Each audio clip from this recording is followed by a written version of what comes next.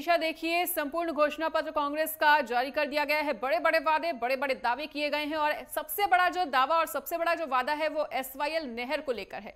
फिलहाल घोषणा पत्र को देखते हुए क्या कुछ कहना चाहेंगे, किस तरह से देख रही है इस संपूर्ण घोषणा पत्र को आप?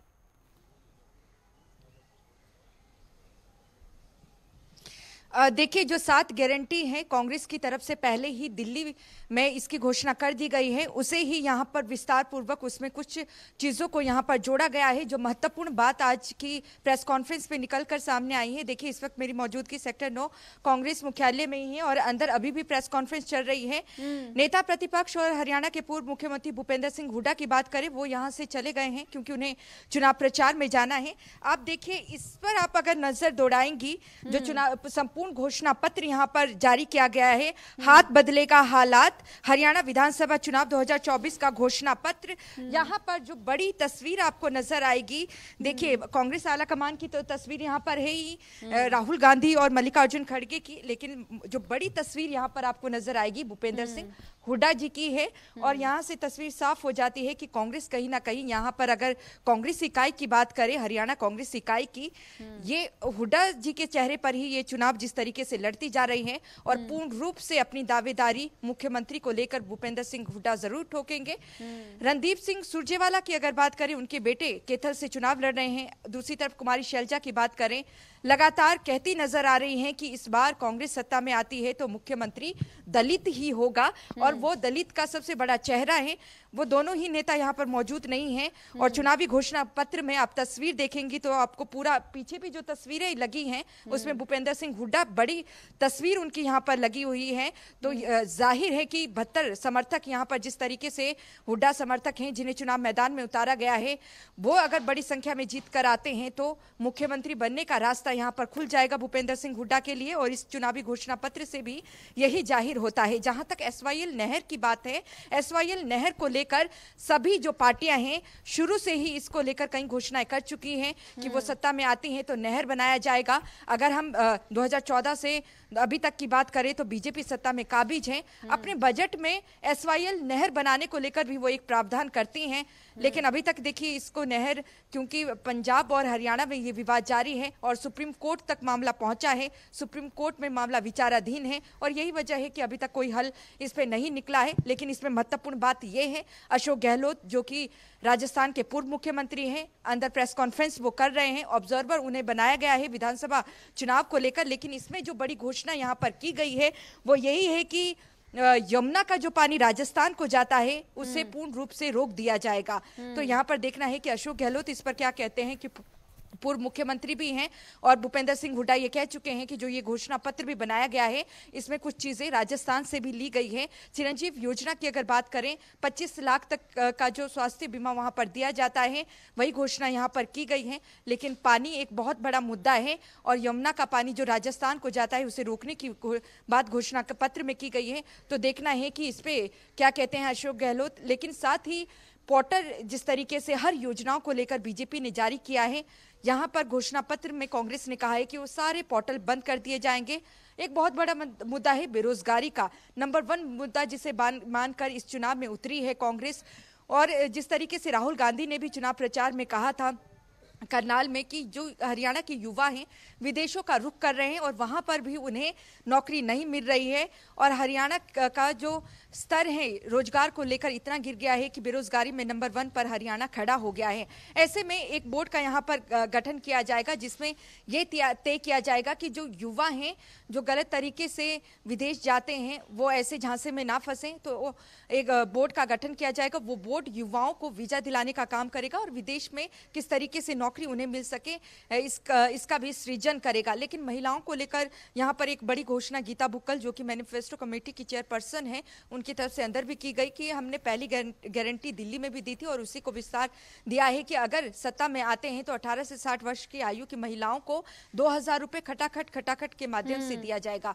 लोकसभा में भी यही घोषणा की गई थी लेकिन नहीं मिले हैं अभी तक, क्योंकि अब तो एनडीए की सरकार सत्ता में आ गई है। लेकिन महिलाओं ने विश्वास जताकर वोट दिया था। अब देखना है कि जो हरियाणा की महिलाएं हैं वो क्या इस पर विश्वास करती है, क्योंकि 500 रुपए का सिलेंडर देने का भी यहाँ पर वादा किया गया है।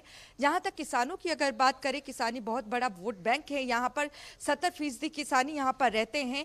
और किसान आंदोलन जो भी हुआ था, पंजाब से भले ही उसकी शुरुआत हुई हो, लेकिन हरियाणा के किसान उनके साथ मिले थे और दिल्ली की सीमाओं पर आंदोलन चला था। अभी भी आप खनौरी बॉर्डर या शंभू बॉर्डर की बात करें तो वहां पर किसान डटे हुए हैं। पंजाब के किसान भी उसमें बैठे हैं, कुछ हरियाणा के किसान बैठे हैं। लेकिन किसान आंदोलन को जो चला था 2021 में कृषि संबंधी कानूनों को लेकर, उसमें जो किसान शहीद हुए थे उनके स्मारक बनाने की घोषणा यहाँ पर की गई है। उनके परिजनों को नौकरी दी जाएगी, देखिए मुआवजा लगातार दिया जाएगा, बड़े वादे और बड़ी घोषणाएं कांग्रेस करती हुई नजर आ रही है। और देखिए काफी सोची समझी रणनीति के तहत पहले पार्शियल मैनिफेस्टो को पहले जारी किया गया और उसके बाद अब संपूर्ण घोषणा पत्र कांग्रेस ने जारी किया है। और देखिए सोची समझी रणनीति के तहत एक एक कदम कांग्रेस आगे बढ़ा रही है। इस पूरी रणनीति का काट बीजेपी के पास क्या होगा और बीजेपी के पास अब अगला विकल्प क्या होने वाला है, क्योंकि देखिए बीजेपी ने भी बड़े बड़े वादे किए हैं और बीजेपी ने भी अपने मैनिफेस्टो में कहीं ना कहीं लोगों को लुभाने का काम किया।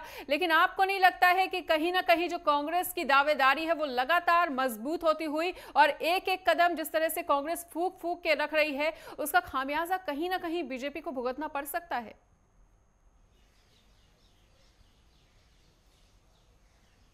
जी देखिए, जिस तरीके से बीजेपी कांग्रेस से पहले अपना संकल्प पत्र जारी करने वाली थी, लेकिन बीजेपी के राष्ट्रीय अध्यक्ष जेपी नड्डा के कार्यक्रम को रद्द किया गया। उसके बाद कांग्रेस ने अपना जो चुनावी घोषणा पत्र है वो जारी किया। उसके अगले दिन संकल्प पत्र बीजेपी का जारी हुआ।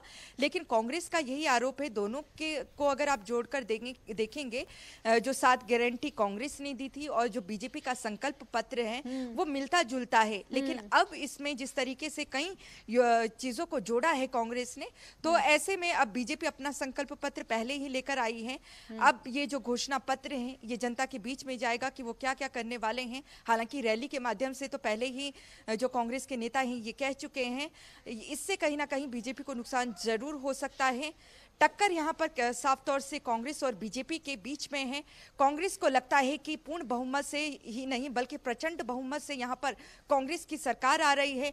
वहीं भारतीय जनता पार्टी की अगर बात करें, उन्हें लगता है कि जिस तरीके से मध्य प्रदेश में पूरी स्थिति बदली थी, ऐसा लग रहा था कि शायद जो है मध्य प्रदेश में कांग्रेस की सरकार बन जाएगी, लेकिन बीजेपी की सरकार बनी। आप देखिए अशोक गहलोत जी को आप यहाँ पर देख सकते हैं जो यहाँ पर पहुंचे हुए हैं, और उदय भान भी यहाँ पर मौजूद हैं। कोशिश यहाँ पर करेंगे उनसे बातचीत करने की, वो क्या कहते हैं।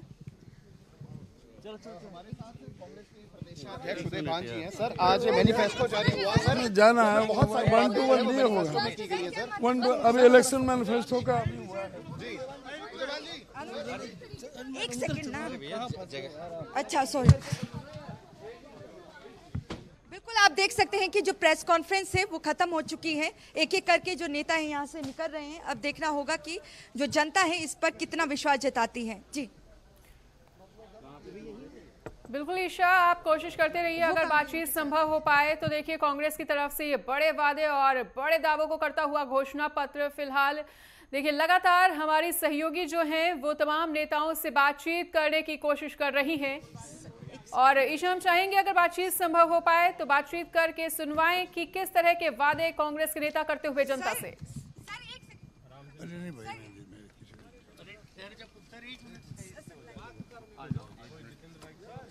बिल्कुल देखिए, अभी फिलहाल जो नेता हैं वो गुरेज कर रहे हैं बातचीत करने से।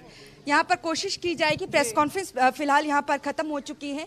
कई घोषणाएं यहाँ पर की गई है। दिल्ली में जो 7 गारंटी दी गई थी उसी का विस्तार यहाँ पर किया गया है। लेकिन इस चुनावी घोषणा पत्र को देखने से ये साफ झलकता है कि मुख्यमंत्री की जो दावेदारी है वो भूपेंद्र सिंह हुड्डा मजबूती के साथ पेश करेंगे। और बहरहाल अब देखना होगा कि 5 को जब मतदान होगा तो ऐसे में जो जनता है ये चुनावी घोषणा पत्र है इस पर कितना विश्वास जताती है। जी ठीक है ईशा, तो तमाम जानकारी को हमारे साथ साझा करने के लिए आपका बहुत बहुत शुक्रिया।